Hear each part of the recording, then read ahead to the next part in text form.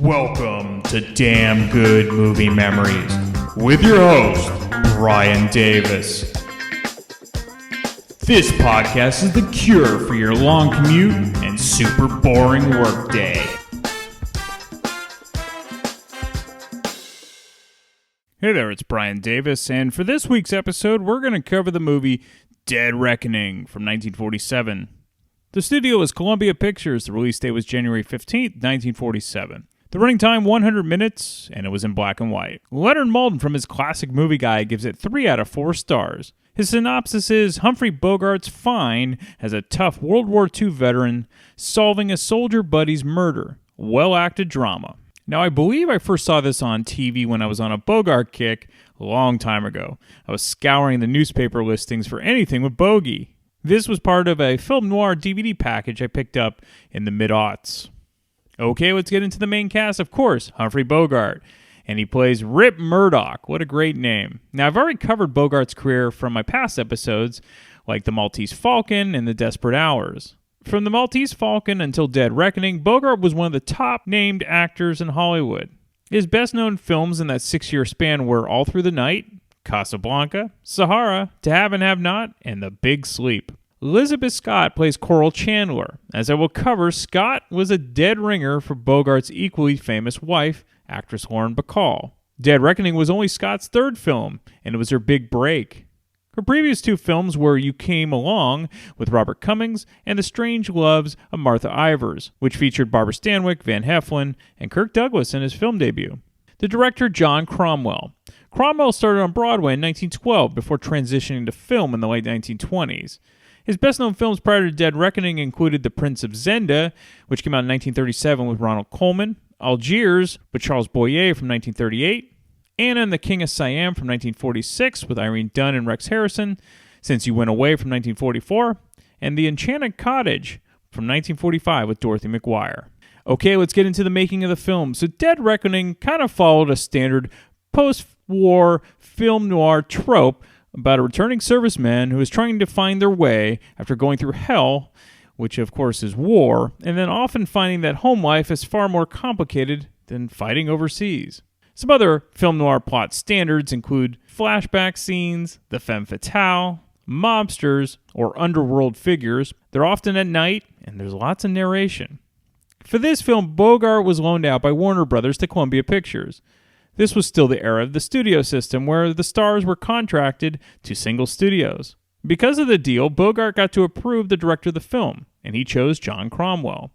Cromwell, years earlier, gave Bogart a stage role for a Broadway play, and Bogart kindly replayed the favor years later with Dead Reckoning. Now, Dead Reckoning was originally intended to be a starring vehicle for Rita Hayworth, who gained fame as the ultimate femme fatale in the film Gilda, co-starring Glenn Ford, which came out a year prior to Dead Reckoning. Plus, a pairing with a rising star and an established star like Bogart would have been a dynamic deal at the box office. However, Hayworth got into a fight with Columbia over terms of her contract, and she refused to make Dead Reckoning. She instead starred in Orson Welles' film The Lady from Shanghai, which is great as well. And this is why Lizabeth Scott was brought in to play the female lead. The studios didn't mind that Scott was often compared to, of course, Bogart's wife, Lauren Bacall. Of course, they had a very similar look and sound to their voices, along with the fact that they were both models prior to becoming actresses. Okay, let's get into the film. So it opens with Captain Warren Rip Murdoch, that's Humphrey Bogart, and he's walking the rainy streets one night. He's nervous and avoiding people, especially the police, as he ducks away after seeing a patrol car. He then hides in a church. Father, over here, sir. Yes? Father, I gotta talk to you.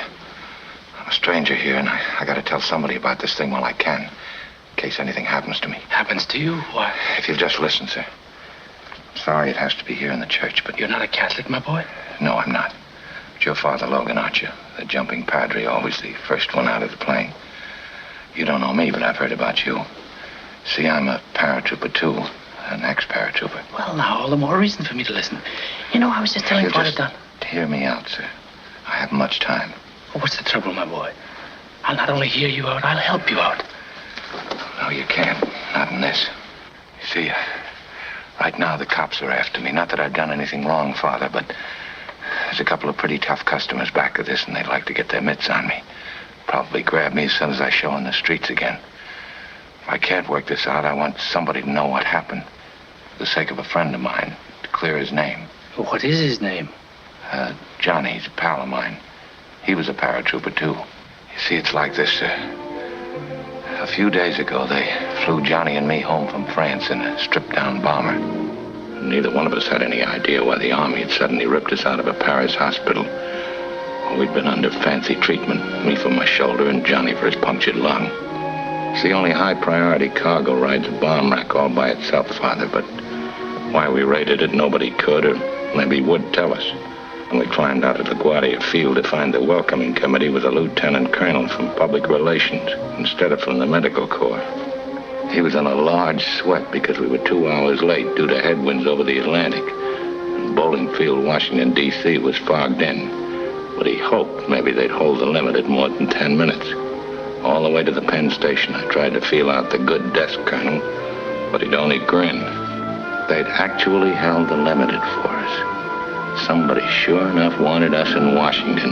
But now, by the time we were rolling into Philly, I was feeling okay. Houses with roofs on them, women with nylons, kids that eat. Can't believe it.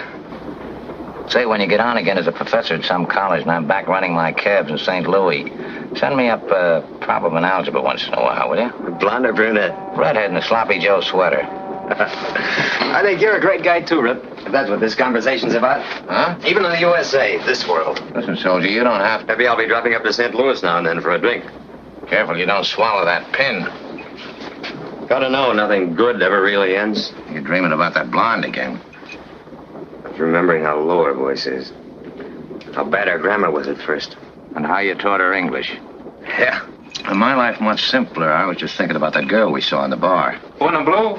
You don't even know her. What difference does that make? Besides, she looks sad. Well, I'm the comforting type.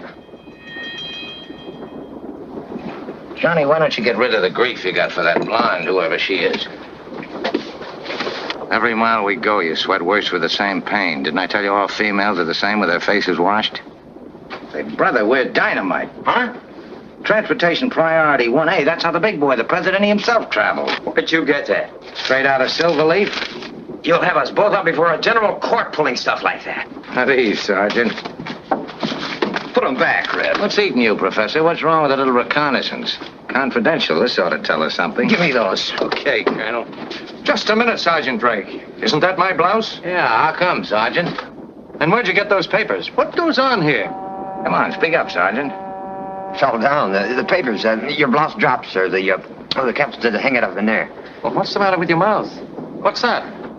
Top personal secret, never lets go of it. 6 to an even, he swallows it. His senior sorority pin.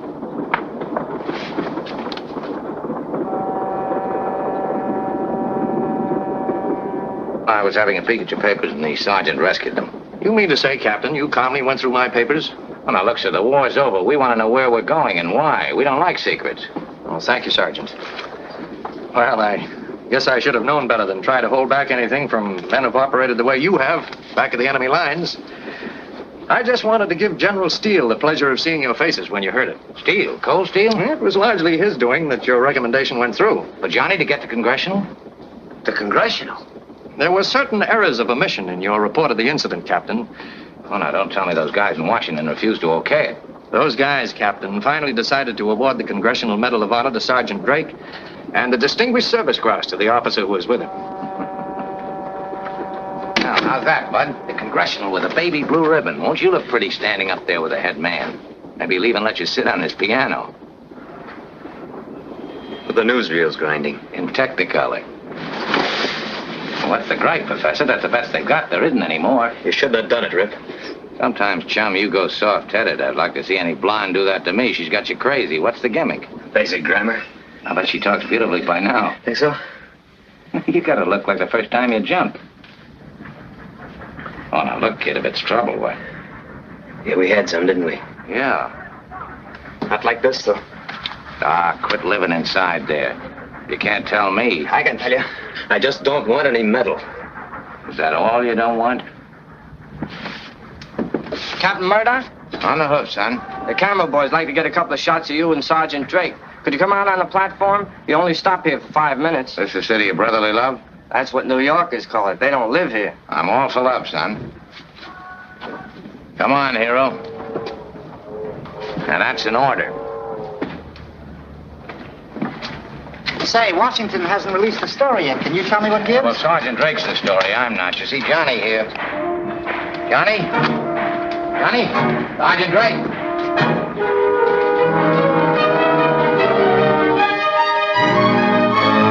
Johnny!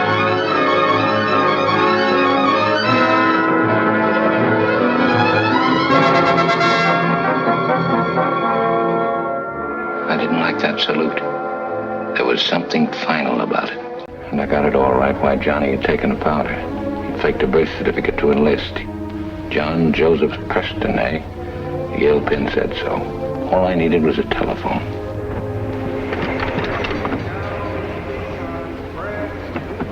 Oh, sorry, gorgeous. I didn't see what you looked like. I let you have it, only it's long distance.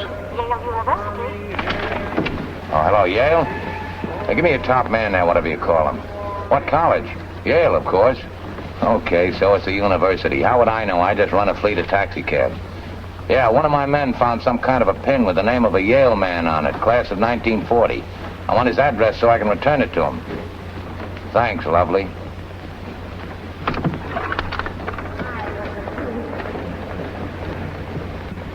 With all due respect, General, if you won't authorize me to go after him, I'm afraid I'll have to go anyway. Yes, sir. Yes, sir, I have a pretty good idea where he is, but we don't want intelligence messing around in this. I regret to say, sir, yes. That's right, sir. I refuse. The last address Yale had for John Joseph Preston, class of 1940, was a town I'd never heard of. Welcome to Gulf City, Mr. Murdoch. Murdoch. Oh, yes, sir. There's a room already reserved for you. Oh, must be another Murdoch. Nobody knew I was coming. Warren Murdoch. That was the name, sir. And from St. Louis. Oh, I don't get it, but I'll take it. It's our best suite, sir. The gentleman who telephoned insisted. Oh? Oh, then it's for me, all right. Front, boy.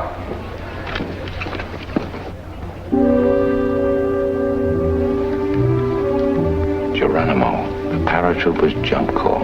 It was Johnny, all right. After what we'd been through, we could read each other's minds. He knew I'd want to help and trail him. He'd seen me sneak a look at the back of his senior society pen.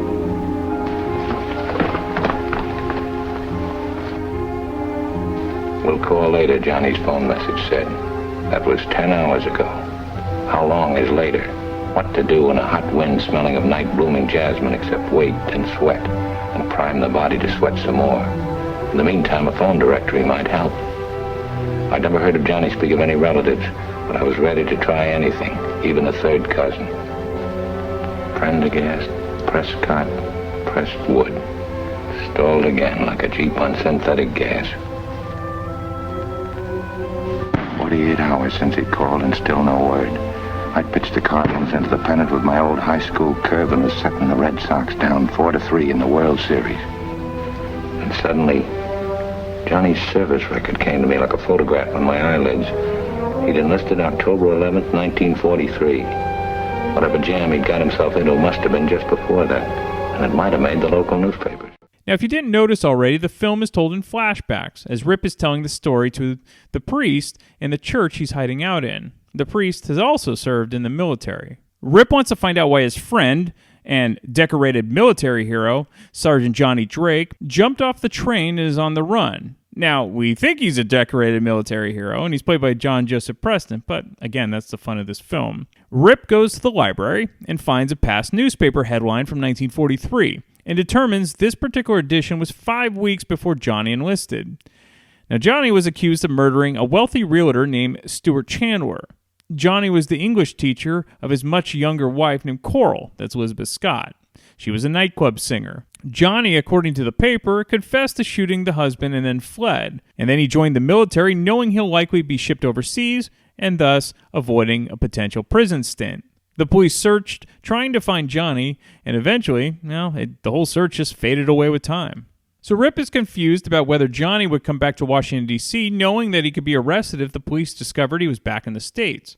Rip wants to know the cause of Johnny's return. We can likely guess it's the attractive nightclub singer. Rip monitors the police radio in his hotel room and hears a call about a burned body being found in a car. So Rip heads to the morgue.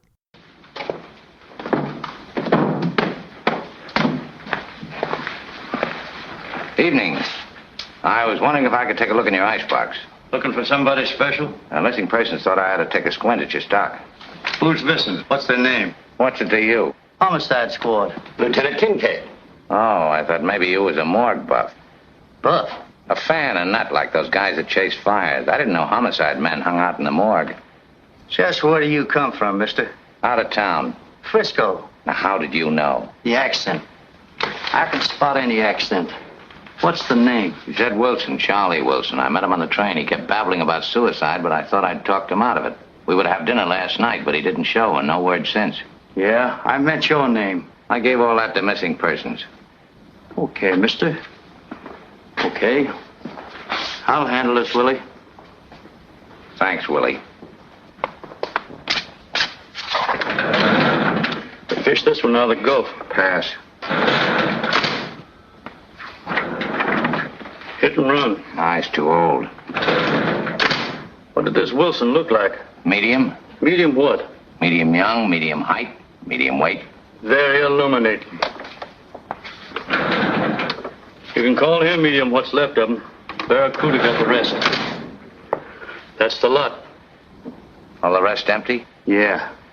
You're not doing much business, are you, for the one cool spot in town? Fact is, one just came in, but he don't fit your boy. How would you know? You said suicide. I was guessing. Yeah? Well, this one came out of a car smash.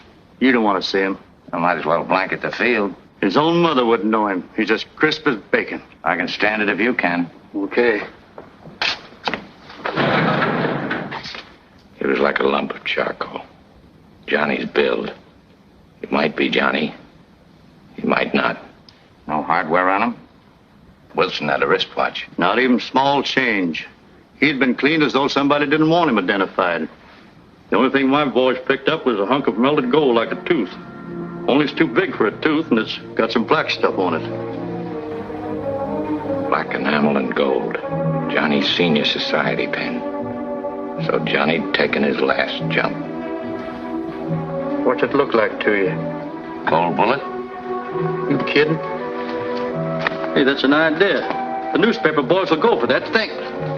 Once the electric fan in Kincaid's head started churning, he checked with missing persons and found out I'd never been there, but I wasn't worrying about that. As you can tell from the last clip, the dialogue is really well written, and Bogart delivers the lines beautifully. So Rip's buddy is dead, and it's obvious he was murdered. It's up to Rip to keep digging to find out who would want him killed. The first person that Rip decides to question is named Louis Ord, played by George Chandler, who's a great character actor who you've likely seen if you watch classic films and television. Louis was a nightclub bartender where Johnny's pupil, Coral, sang at. Louis, according to the newspaper Rip found at the library, was a key witness when Johnny was accused of killing Coral's husband. Rip questions Louis about working at the nightclub back in 1943, and his face turns pale when Rip mentions that he was a star witness during Johnny's inquest. When Rip introduces himself, Louis' demeanor brightens as he knows him because of Johnny. Johnny was staying with Louis recently, up to 2 days prior, but hasn't seen him since. Rip asks if Johnny saw anyone but Louis. Louis says only one person. Coral. Suddenly, Rip hears a sultry, husky voice next to him. It's Coral. In classic film noir style, the camera slowly pans up from her shoes up to her head. Again, she's a dead ringer to Lauren Bacall, the face, the hair, the voice. Rip introduces himself by lighting her cigarette. She's stunned to find out who Rip is and doesn't know where Johnny has been. The nightclub owner requests that Coral sing a song, and she hesitantly agrees. After her performance, she and Rip talk at their table.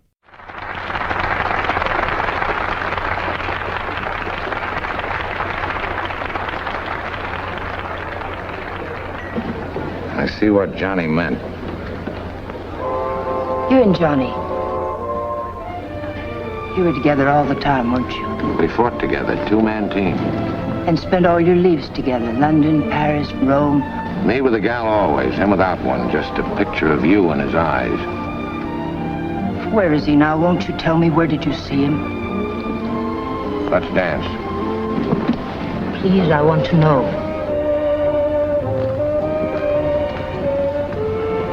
burned my arms when I told her. My right hand on her spine would feel the shock if there was any. She tested pure so far.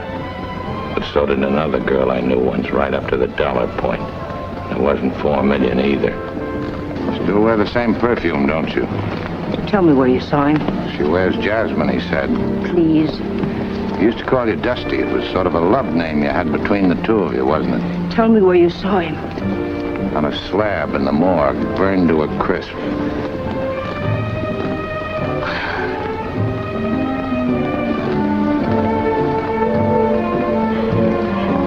I think we'd better sit down.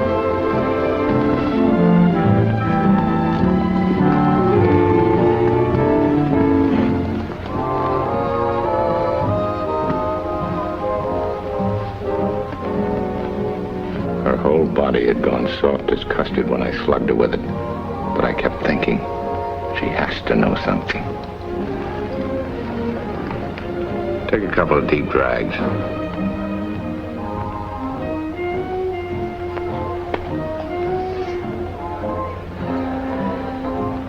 Thanks. I won't do that again. Tell me what happened. Please tell me everything. I promise You're I not won't. feeling ill, Mrs. Chandler. No. No, I feel fine, thanks. It isn't often we have the aesthetic pleasure of seeing Mrs. Chandler dance. It's a pity you stopped. Mr. Murdoch, this is Mr. Martinelli who owns all this. Mr. Murdoch's no friend of mine from out of town. Any friend of Mrs. Chandler's is most welcome here. I'm afraid I don't sing. Perhaps you'd like to try a little roulette. It's probably less than wise of me to tell you, but the house is having a streak of bad luck this evening. Mrs. Chandler doesn't feel like gambling. Oh, I'm all right. Really, I am. I'd like to. You too, sir? I'll just watch. Roulette wheels have a way of running over me.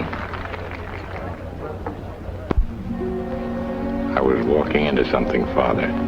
We were going to gamble, hot or cold, win or lose. He hadn't asked her to. He told her she had to. It was an order. But why? And I didn't like the feeling I had upon her. The way I wanted to put my hand on her arm. The way I kept smelling that jasmine in her hair. The way I kept hearing that song she'd sung. Yeah, I was walking into something all right. Rip and Coral, who he calls Dusty as it was a nickname Johnny gave her, decides to gamble in the back room.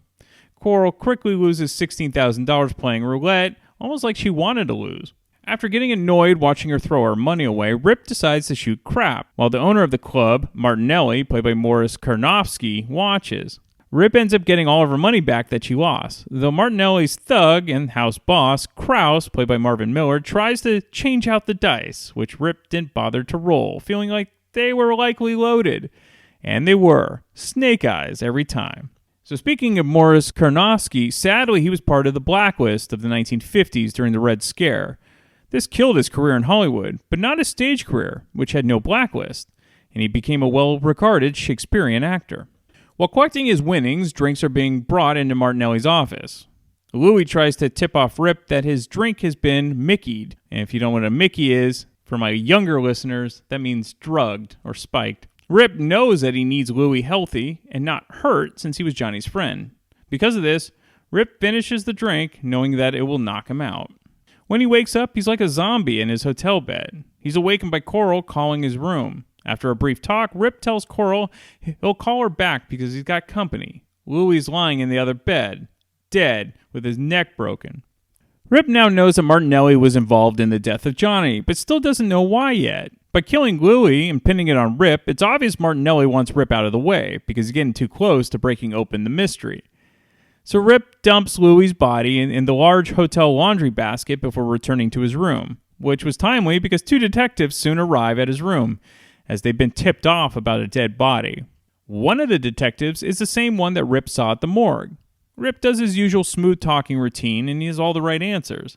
The detectives leave, and Rip calls Coral and tells her to meet him later that afternoon.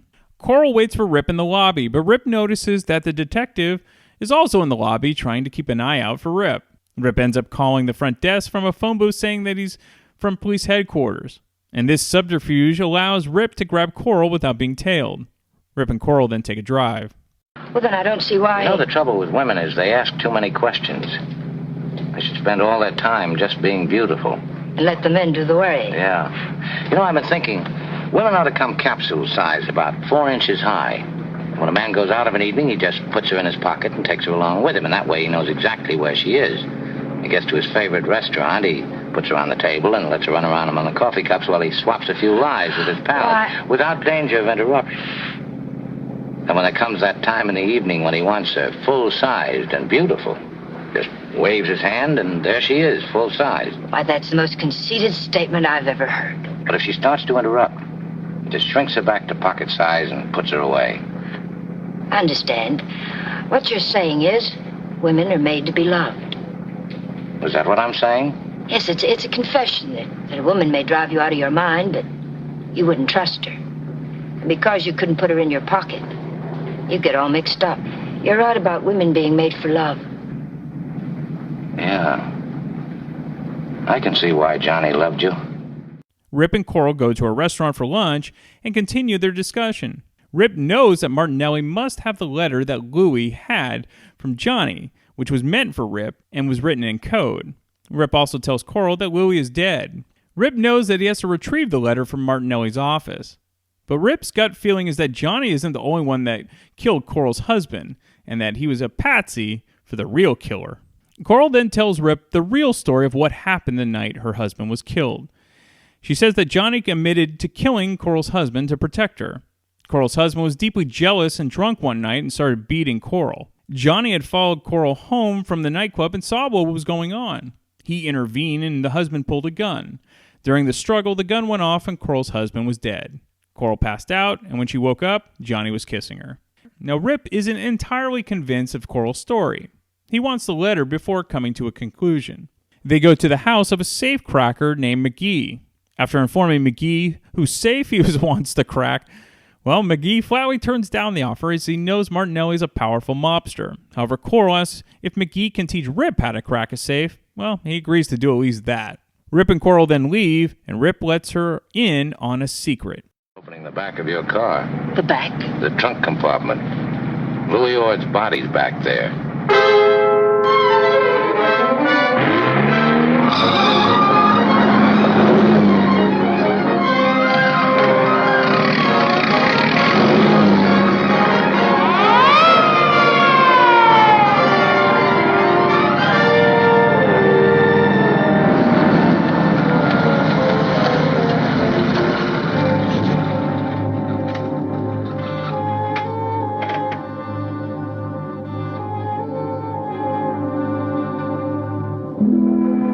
How long you been driving, lady?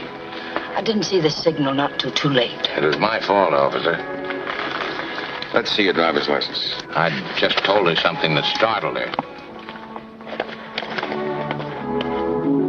It must be here. I know it is. It better be, unless you want to come along to the station house. It isn't here. It just isn't here. Go ahead, Mike.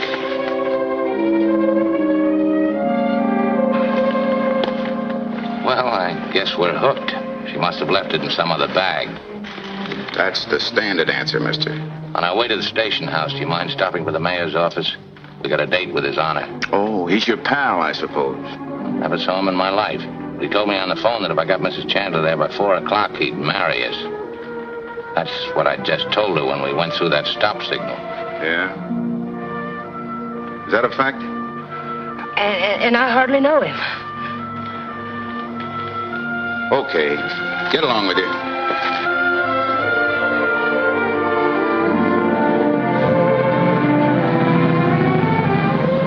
Hey, wait a minute. What did you say, lady? I said yes. Some more quick thinking by Rip. Rip decides to place a phony distress call to the police about a break-in at Martinelli's beach house. The idea is to get Martinelli out of his regular place in order for Rip to get into Martinelli's safe and possibly retrieve the letter. Rip enters the house and doesn't even need to break into the safe. It's already open. Rip goes through the contents, but there's no letter. Rip then searches the rest of the office and finds a paper that shows Martinelli attempting to crack the code of the actual letter. Rip then picks up a book about code cracking, and the letter ends up falling out. Then there's a knock at the door, and Rip is hit in the back of the head with a blackjack, knocking him out. When he wakes up, Martinelli and Krause are standing over him. Rip refuses to divulge what's in the letter, and Martinelli instructs Krause to beat him into talking. Rip takes a vicious beating, but refuses to talk. Rip, however, has a trick up his sleeve to get out of this predicament. And what is that trick, you may ask? Well, it's up to you to find out. The final 30 minutes are terrific, filled with twists and turns, and has an outcome, well, you likely won't guess. Now, if you're into film noir and or Humphrey Bogart films, I think you'll enjoy this one. Plus, as I mentioned earlier, the dialogue is top-notch and acted brilliantly by Bogart. All right, a fun fact. In the train scene, after they discover that Drake is to receive the Medal of Honor, Murdoch then quips that maybe the president will let Drake sit on the top of his piano. Now, this is a reference to the then scandalous photo of Harry Truman playing piano with a leggy blonde on top that was taken at the National Press Club in 1945. And who was that blonde, you might ask? Lauren Bacall.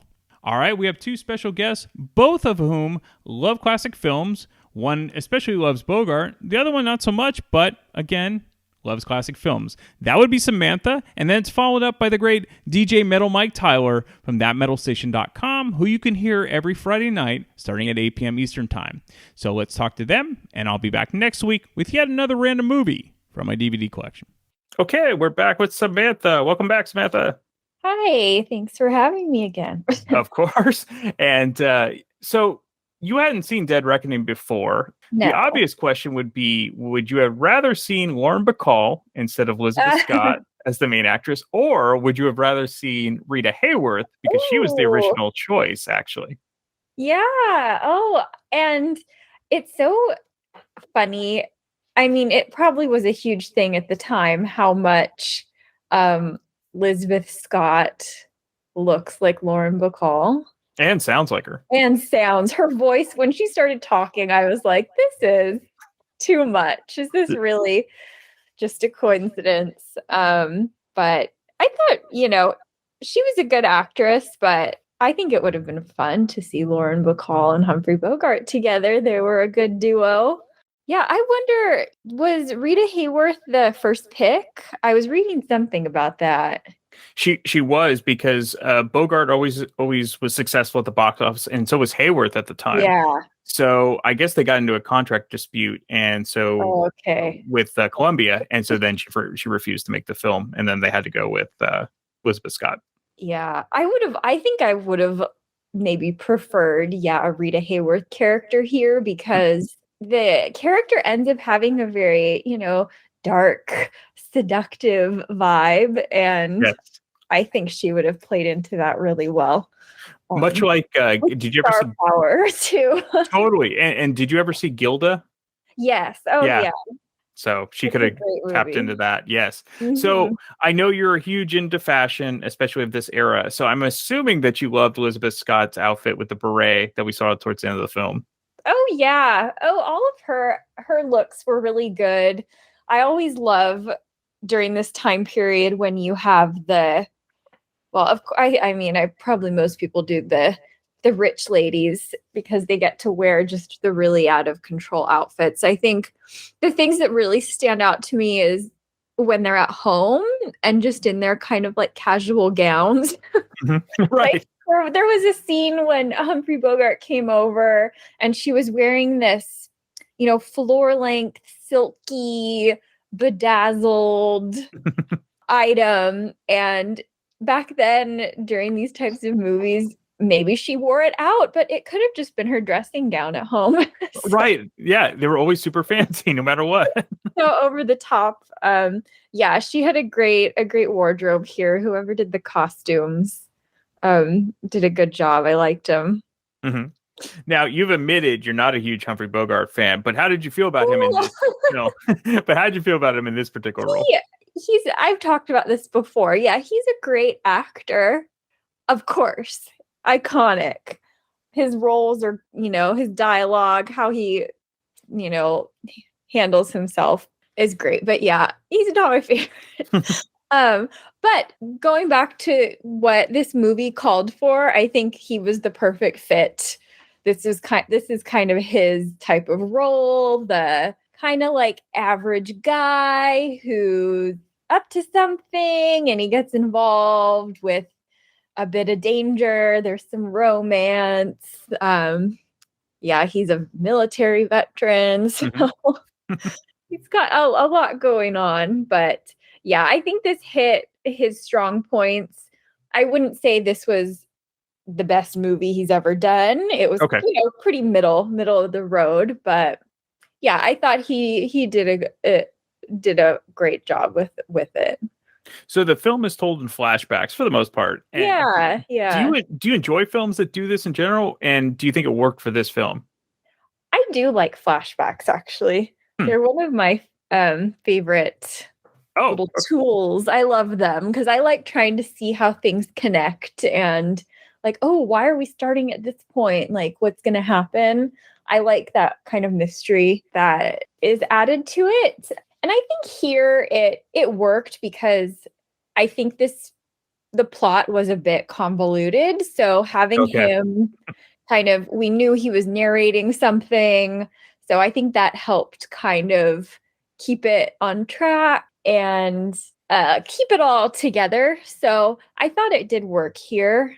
One of the points that I struggled with in this movie was that there was just a lot going on. And then a lot of things just happened out of convenience. And like, why did he end up in this church with like a fellow paratrooper who happens to be the father of, like, he had a lot of connections or something. I don't know. So it was a little far-fetched, but yeah, to go back to your question, I did think the flashback worked for me. I like that aspect. What's funny is my next question was, did you think the plot was too convoluted? So there's yes. And that's maybe just I wouldn't say a problem, but it is an issue with film noir. But even with it being convoluted, did you like the plot? Like, did it keep you interested? Oh, yeah. Yeah. I think, that is a typical issue with film noir. Maybe they were, you have to come up with new ways to create a plot, right? They can't all be the same thing, even though they are very similar. Oh, yeah. A lot of the similar characters and themes. So I liked the different twists and turns here. There were just enough to keep me on my toes, and I was able to follow what was going on. There weren't too many main characters, so I thought that group was, pretty small with just Rip, and then they had great names too, Dusty, right, and the Martinelli, the mobster. Oh yeah, she went by Mike. Yeah. So yeah, the plot. There were a lot of these. I think, it's to try and distract you from what's really happening. So there were a lot of false things and distractions, and I was confused at a few points. Okay. But yeah, I thought it was entertaining enough, and I kind of just had to roll with it. And in the end, I was like, okay, I got this all. It makes sense for the most part. I think that's what's good about film noir. While I like rewatching them is ultimately you're going to pick up new things because there is a lot going on. So that's a good thing. So without giving the actual outcome, did you guess the outcome? Yes and no. Looking at this from like a film noir perspective with this murder that took place under kind of mysterious circumstances, I had a feeling there was going to be more to the story, though there was definitely one twist that I didn't see coming at all. But looking at it now, it definitely makes sense because when I was watching this movie, that one of the things I was thinking was, how are all these people connected to each other? Right. Why is this, nightclub owner, mobster character so involved? And why are these things happening to these people? So it did explain a lot once we got to the ending, but in kind of it was still a little ambiguous. In my opinion, we'll never truly know, I guess, what happened, but we do kind of know. So you would recommend this, and you would rewatch this? I would definitely rewatch it. I think, like you said, when you rewatch these, you pick up new things. And I would definitely at least like to rewatch like the first half to kind of see what clues worked together to get to the conclusion. So, yeah, I enjoyed it. I would rewatch it. There was enough going on that it definitely kept me entertained. Well, good. Sure. Chalk up another one for me. I think pretty much everything I pick for you, you end up somewhat liking. So that's good. Yeah. And, you know, this wasn't a Oscar worthy. No, not at all. Movie, but it had kind of a lot of stuff that I enjoy. I like, this time period is great. I love these kind of post World War II, late 40s kind of sets. And it had that murder at the beginning. I love a good murder mystery. That's true. And yeah, Humphrey Bogart, he's a great lead as always.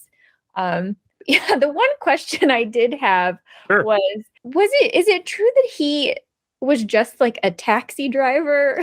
Was that his job here? I think they mentioned it. I mean, that's possible. Yeah, he doesn't really work. I mean, he's just an ex-paratrooper. And then they don't even get into his backstory at all. Because I think he just mentions like one-off, like, oh, well, when I'm driving the taxis up in like Philly or wherever he's from.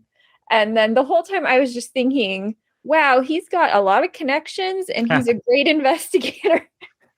Well, yeah, it's almost like, the backstory doesn't fit. It was almost like he's Philip Marlowe again, like in the Yeah. Even the name is similar. That's right. Yeah. Rip Murdoch. Yeah, that's right. Yeah. So I don't know. I thought that was kind of funny, but yeah, it was a charming movie. That is the nice thing about older films is like, I think people were willing, because you couldn't really view these things. You saw them in the theater once or twice or however many times you want to go, but you weren't going to see this on TV because there was no TV back then. So now we can look back and like, oh, there's some plot holes here, but they couldn't get away with today probably. Yeah, true. You had to, just watch it in the movies, but back then the movies were cheaper. So definitely, and even those absolutely, and some of those B movies are really fun to watch too. Well, thank you for doing this, and I picked another winner for you. Another good one. Okay, we're back with DJ Metal Mike Tyler. My good buddy is on thatmetalstation.com every Friday night, starting at 8 p.m. Eastern time. He is a regular on this podcast because he's awesome. He's also a fan of classic films, and this is a perfect classic film to kind of introduce him to, we're going to probably be doing more of these. So this is good. So welcome back, Mike. Hey, it's an honor to be here, but I also want to point out to all the listeners out there, you can also hear me on the Plug Music and More podcast with Bushy. So make sure you check that out too, man. We talk about all kinds of stuff, not just mostly music, but we will talk about film and video games. Like one of our most highest rated episodes was the one where we had my nephew Kane on. We had our top 10, I think, or top 5 video games of all time. And that really blew me away. I didn't, because Kane was really itching to do that. I'm wanting to have my big brother Scapegoat on. I'm just trying to find the right subject matter for him. But really exciting stuff, man. So I know you're a big Bogart fan. And yes. So that's why I picked this movie. It just happened to be the next one I was going to do for him. Had you seen Dead Reckoning before this? No, I had not. This is one that slipped past my radar, Brian. I was like, oh, okay. And I've seen a lot of Bogey's films. Like, I'm a huge fan. My dad introduced me to Bogey when I was just a kid. And even as a kid, man, I feel like he was kind of the Jack Nicholson of his time. Great he was just so cool and aloof. And the thing about Bogey, and when I've seen documentaries, they even mentioned it. A lot of his peers said the thing about Bogey is, acting styles, of course, change over time. People, movies, the filmmaking, acting, even live acting, it's all evolved over the years and through the centuries, of time. And, back in the day, especially with live acting, the actors are a lot more animated in their performance. And on film, it comes across as very hammy and over dramatic. And this gal was talking about like Bogart was never that way. Even when he did stage acting, he was always Correct. very, very natural and just kind of, and I think Bogey was kind of one of those guys that, you got your different styles of acting, and hey, whatever you got to do that takes you to get there to do that performance, you do you, boo. You know what I mean? Whether it's method acting or if it's a guy, to me, like I think Bogart approached it kind of like the way Nicholson does. Like, okay, they do become the character, but there's still an essence of them in that character. Right. It's like, I think the way they do it, because back in the day, I was an aspiring stand-up comic and I wanted to be an actor, believe it or not. And, I did the Funny Bone a few times and actually, got really good audience reactions. Problem was, though, is the manager didn't like some of my material and she basically dressed me down in front of all the comedians and haven't done stand-up since, because unfortunately, the Funny Bone was really the only game in town where I lived. So, but she pissed me off, man. And I was like, I'm not going to sell out and compromise. If you want Bill Cosby, go pick him or go book him, which the irony. You don't want that anymore. Yeah. But, by the way, I think we have a new saying. Instead of you do boo, you do bogey. Yeah, there you go. You do bogey. Yeah, you do you, Bogey. Yeah, Bogey is awesome. But Bogey was very, just natural. And I think that he probably approached it like, okay, how would I react to these type of events if I was in these situations? And where you got guys like Daniel Day-Lewis, and hey, I'm not knocking it, the method acting. Hey, well, like I said, whatever works for you, bro. You do you. Boo. Yeah, just like Christian Bale, like those type of guys. Those get even though I loved when Ian said on the Rock and Metal Combat podcast during the special features on Marathon Man. Dustin went out all night, had a bender and all that because he wanted to look really haggard and tired. And Sir Laurence Olivier said, "My dear boy, have you just ever thought about trying acting?" I'm like, that is great, man. Like, come on, dude, just pretend. That's all it is. Because really, ultimately, man, I don't mean to disparage him, but it's bullshit. You're pretending to be somebody you're not. Exactly. That's what's so fun about it. We do it as little kids. It's no different. So I think Bogart was probably one of the greatest actors of all time. What was you going to say? No doubt. And this leads me into my next question. If you can, what are your top 5 Bogey films? Now, again, I'm putting you on the spot, but okay. Number 1, probably. Man, this is hard. Yeah, because I love all these movies so much. But Casablanca would be number 1. Okay. Number 2 would be the Maltese Falcon, or should I say 1A? Because I love that movie too. Absolutely. Treasure of the Sierra Madre. What a performance, man! God, he was great in that. What an thing too. Yeah, and just because he starts out as this really sweet, nice guy, Tracy Dobbs was a good guy, man, and he loses his fucking mind. It's like, whoa, like he was scary in that movie, and it's such a great movie because not only do you have Bogart, you got Walter Houston. He's still Tim Holt. Yep. Very underrated actor. I always enjoyed his performances in anything I seen him in. Just a fantastic movie. And then after that, probably High Sierra. I really like that movie a lot because he plays a gangster, but it's like a gangster with a heart. It's really before it was his last like gangster role before he took off, because then Maltese Falcon came next. And then after that, I would say probably a tie between The African Queen. Okay. And oh man, I really like Sabrina a lot. Believe it or not, I do too. It's kind of a different part for him, but that's part of the reason why I like it. I like that movie a lot. And as honorable mentions, of course, I gotta mention another underrated film of his that I thought he was great in was The Barefoot Contessa. Yep. I really like that movie a lot. I mean, there's not very many Bogey movies that I don't like. Yeah. Well, there's To Have and Have Not. To Have and Have Not. That was the one I was thinking of where he first meets the love of his life, Lauren Bacall. That's a good movie too, man. I'm a huge Bogey fucking nut sweener, whatever you want to call it. I love him, man. I think he was great. And it's a shame that he died as young as he did. Because I definitely think the guy had a lot more to give. But a fantastic actor. And I mean, Bogey plays a lot of the characters that I always wanted to be. Like, unfortunately, as much as, I'm probably more like Bogey now as I've gotten older, but I'm the guy that not only falls in love with the girl, but I'm the Miles Archer guy. I'm the guy who gets shot. I'm the guy who, that part in Maltese Falcon, he's like, I'm not going to follow in Thursby's, and I don't know how many others footsteps. I would be Thursby, you know what I mean? Like when I was younger, I was that guy, Right. As much as I wanted to be the dude that was like, yeah, I want to do this. I want to help you, but I'm not going to, because I know if I do, you're going to fucking kill me more than likely one day. I mean, I just, that's one of the reasons why I love Maltese Falcon as much as I do. I mean, Sam Spade is, and I also feel that Bogart is the quintessential protagonist in film noir. And this movie totally confirmed that for me.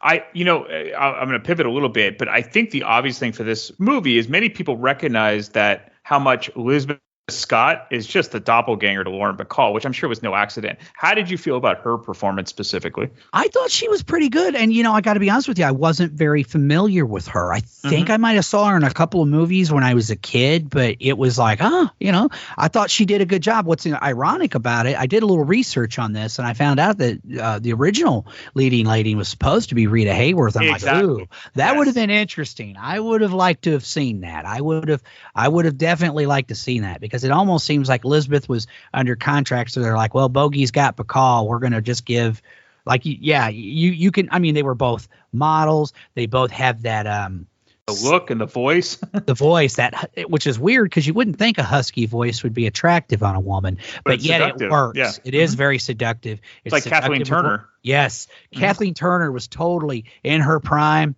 Yep. Oh God, I was in love with her. Romance in the Stone. Yeah, not just that, but body heat. Body heat. Lord.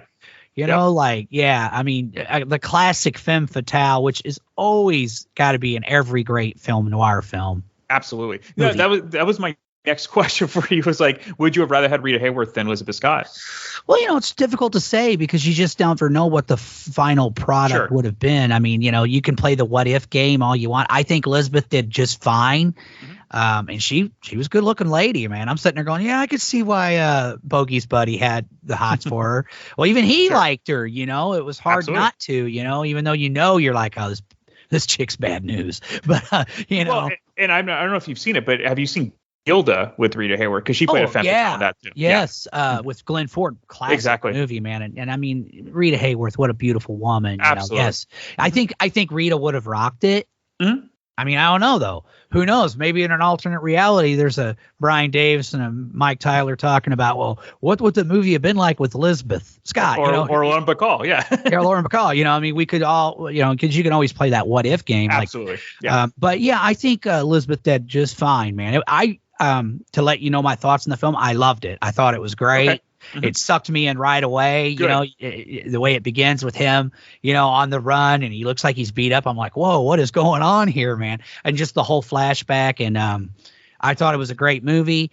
One thing I loved about it was his relationship with his friend. Like, he really cared about that guy. It wasn't just, his, and it was like he was going to do what he had to honor him and avenge his death. And man, it's a beautiful thing to me, and I love that line where he tells her, I loved him more. And I was like, hell yeah. I really enjoyed the film. I thought all the performances were great. The guy who played the cop kind of reminded me of Barton McLean from the Maltese Falcon and I just mentioned Treasure of the Sierra Madre, man. But I'm like, man, at first I thought it was Bart McLean, but then I'm like, no, that's not him. But I thought his character was cool. I really enjoyed the film. I liked how the gangster was like this ruthless dude, but yet he abhorred violence. I love that little touch, Mm-hmm. The villain kind of looked like Peter Lorre a little bit. He did. He kind of reminded me of like one of those just creepy. I'm like, man, dude. You're kind of creeping out here. Well, I'm glad you brought up the plot. So this is kind of a twofold question. So it obviously kept you engaged. Did you find it too confusing or convoluted at times? Not at all. Okay. Not at all. I could follow what was going on pretty good, man. I thought it was very. I didn't think it was. Because as much as I like this movie, The Big Sleep is very convoluted. Totally, it's known for it. It's like, whoa, what? Yeah. And it's like I'm sure Raymond Chandler's like, what the hell, man? Because it was like that cannot be. I've never read the book, but it cannot be like the book. There's just no way. No. I like The Big Sleep. It's a cool movie. I think Bogart's great in it. Lauren Bacall's awesome. But yeah, I was like, huh? Like, I still don't know for sure what happened in that movie. You know, I'm like, well, I'm glad Philip Marlowe. I'm glad Philip Marlowe. Oh, Marlowe, yes, he's a and Marlowe, figured it out, because I sure as the hell didn't. I'm like, what? And it's still, even when he figured it out, I'm like, I don't get it. But anyway, that's a whole other movie. Yes, this was not. I didn't have any problem following it. Okay. I really liked it. And there was just really interesting parts too. Like, I don't know if you know this, but the whole part where he's telling her, for one, I got a kick out of him always calling her Mike. I'm like, okay, right. That's a little weird. I didn't know what that was all about. You know, I'm like, Yeah. oh, okay. And then the fact that when they're talking, and apparently this was something that Bogart would espouse in real life, especially when he had been drinking, about shrinking women into a capsule and carrying them in your pocket and then taking them out when you, I thought that whole scene was hilarious. I'm like, oh, wow. Yeah. A lot of today's feminists wouldn't like that at all. No. But different era. And you know, but yes. Not to interrupt you, but like in general, like, do you like flashback movies? 'Cause some people don't, and this is a love flashback. them. I've always liked flashback movies, man. I don't have a problem with. Look, any way you want to tell your story. Like, I remember one of the first complaints when I went to see Pulp Fiction, which, by the way, we just saw at the WWII here a couple of weeks ago. They had it on the big screen, and Bill I was going to say, hey, dude, you want to go? And Bill and his dad had never seen Pulp Fiction on the Wow. See, I had, because I was already a Tarantino fan from Reservoir Dogs. A buddy of mine had me rent the movie. He worked at a video store. He's like, man, you got to check this movie out. It's awesome. I watched it. Boom. Instantly loved it. So I was kind of already used to his style. And some people go, well, Tarantino does flashbacks. No, he does not. A flashback is when the character is flashing back to previous events. Right. That is not what happens in Reservoir Dogs or Pulp Fiction. No, but in this movie, that is a story that basically, especially Pulp Fiction, it's telling 3 stories that just happen. Well, really 4 if you count the intro. It's telling 4 stories with the same characters. Right. And yes, they interact, and some take place before others, but they are not in sequential order. No. That is not a flashback, man. No. So you just got to figure out how everything goes. Yes, where this is a flashback. It's totally. He's in the church. Yeah. The Padre story. Yep. You obviously enjoyed it. I don't think it can rank in the top 5 for you, but where would it rank, like, in solid Bogart movies for you? You know, I got to say, man, I'd have to think about it, but I'd put it in my top 10. I really liked it, man, and I'll probably add it to my collection. I mean, I liked it that much, man. I was like, so thank you, Mr. Davis, for turning me on to a movie that I don't know why or how slipped past my radar, because, like I said, I'm a big Bogart fan. I've always been a huge Bogart fan. And, you know, anytime you ever want me for a Bogart movie, let me know, dude. He's one of my all-time favorite actors. Well, we do have it's funny, and you mentioned this coming up in the next year, because I have Sabrina coming up, and to have and have not. So there's all right, cool, man. I'm down. So just to wrap it up, what are your other takeaways from this film that you had? Well, okay. One of the things, and it's a film noir thing, but I love how appearances aren't always what they appear to be. Sure. Like, you know, the fact that his buddy just ran out on him and saluted him, and he even said, he goes, I got the feeling that would be the last time I ever saw him, you know? And I remember going, whoa, what is going on? Like, why is he afraid of this recognition? And then you find out, okay, he killed this dude. And the whole time I'm thinking, no, he didn't. There's more to this than meets the eye. But again, a part of that is my experience of watching these type of films, you know. Right. But yeah, I love that. I love the fact that things aren't what they always appear to be. And real life is like that, you know. Everybody's always quick to condemn or assume things, man. You know, my dad used to tell me as a young boy, don't ever assume anything, because you make an ass out of you and me both. You know, wise words, Gene Tyler. Just without giving it away, were you surprised by the ultimate outcome? No. Okay. No, not at all. And that's just from experience. Yes. But I still enjoyed the film, you know. I mean, but yeah, I figured. I mean, again, you know, you can call it a cliche, but it's just the thing. I mean, they call him the femme fatale for a reason. Sure. You know, I mean, or otherwise she wouldn't have been the femme fatale. You ultimately didn't. I didn't see the ultimate conclusion playing out exactly as it did. Right. I didn't see that at all coming. Yeah. I'm with you. There are certain. Well, people have to remember about older films. Nobody could have foreseen having. Well, one, this is before television, obviously before home video. So these films were all brand new, and then they disappeared. So people would watch it once, and so if you followed a certain trope, it was fine because these were just like you made a bunch of these. But now you watch back, you're like, whoa, this movie's a lot like this movie and this movie and this movie, but nobody had foreseen that we'd be watching these movies 8 years later. There's even lines that kind of echo Similar. the Maltese Falcon, where Absolutely. he's like, he doesn't say it exactly like he did in Maltese Falcon, but more or less like, I don't know if I can trust you because I'm not so sure you're not going to take me out. That's right. And that's kind of what he says in Maltese Falcon, that yeah, I love you and I want to help you, but there was some differences because, like I said, he told her, but I loved him more. Yes. And I'm like, wow, that was pretty cool. I thought that was pretty, because at first I'm going, okay, man, it's getting a little too close to Maltese Falcon, guys. You need to, but get a little close. But then when he said that last line, I'm like, cool. Yeah. Cool. Yep. Because it does kind of differentiate from Maltese Falcon. Because remember, in Maltese Falcon, he didn't really have the highest opinion of his partner. Not really. Not at all. I'm not saying he hated Miles, but he was kind of like, yeah, he's a dumbass, essentially, Maltese Falcon is interesting because none of the characters are really that likable, including him, and he's the main character. So Oh well, but that's part of the whole detective genre at that time. I mean, it was like, here you're talking about a guy who's literally banging his partner's wife behind his back. I mean, that's kind of skeezy, man. He still does the right thing. He still did the right thing by his partner because, like he tells her, doesn't matter what you thought of him, he's your partner, and you're supposed to do something about it. And we're in the detective business, and he's right. If I let you get by with this, it's going to make anybody in my profession look bad. In so many words, he said it differently. I could give you the whole speech because it's awesome and I love that movie, but I'm not going to. Well, we know you can, and as always. I really appreciate you coming on. I'm glad I could introduce this film to you. And that's what we do on the podcast, introduce films to people that they haven't seen or reintroduce films that you saw a long time ago. Yeah. And like I said, this one slipped past my radar. So I thank you again, my friend. It was a cool movie. My pleasure. And thanks again, Mike. Anytime, brother. If you are ever in the San Francisco Bay Area and still love collecting or renting DVDs or VHS tapes, come check out Captain Video in San Mateo at 2837 South El Camino Real.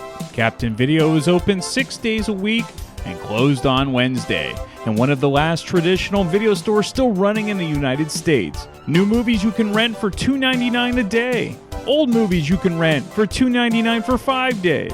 And if renting isn't your thing, you can also purchase anything you find in the store. Be sure to tell Ira that you heard about Captain Video from the Damn Good Movie Memories podcast. Happy renting and happy collecting at Captain Video. Come hang out and chill with Brian A. Davis and the Bad Beat. Wednesdays, 11 p.m. Eastern, right here on thatmetalstation.com.